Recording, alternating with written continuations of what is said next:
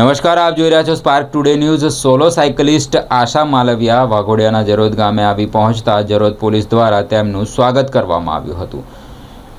ભારતના પશ્ચિમથી પૂર્વ સરહદો સુધી મહિલા સશક્તિકરણ અને દેશભક્તિને પ્રોત્સાહન આપવા માટે તેમને આ સાયકલિંગ શરૂ કરી હતી। 78માં ભારતીય સેના દિવસથી પ્રેરિત થઈને રાષ્ટ્રીય સાયકલિસ્ટ અને પર્વતારોહક આશા માલવિયા સમગ્ર ભારતમાં એક ઐતિહાસિક સોલો સાયકલિંગ અભિયાન ચલાવી રહ્યા છે।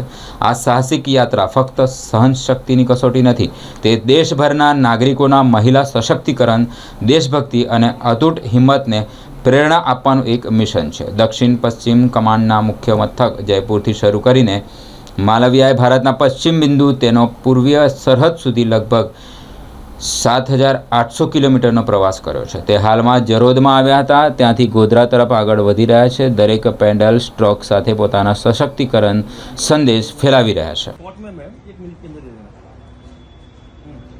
मेरा नाम आशा मालवी है। मैं मध्य प्रदेश से बिलोंग करती हूँ। मैं स्पोर्ट्स में एक नेशनल एथलीट हूँ, नेशनल माउंटेनियर हूँ, नेशनल साइकिलिस्ट हूँ। अभी मैं 78 ऑफ आर्मी डे के उपलक्ष्य में साइकिल यात्रा शुरू की हूँ, जयपुर से लगा के इंडिया के वेस्टर्न पॉइंट से इंडिया के ईस्टर्न पॉइंट तक।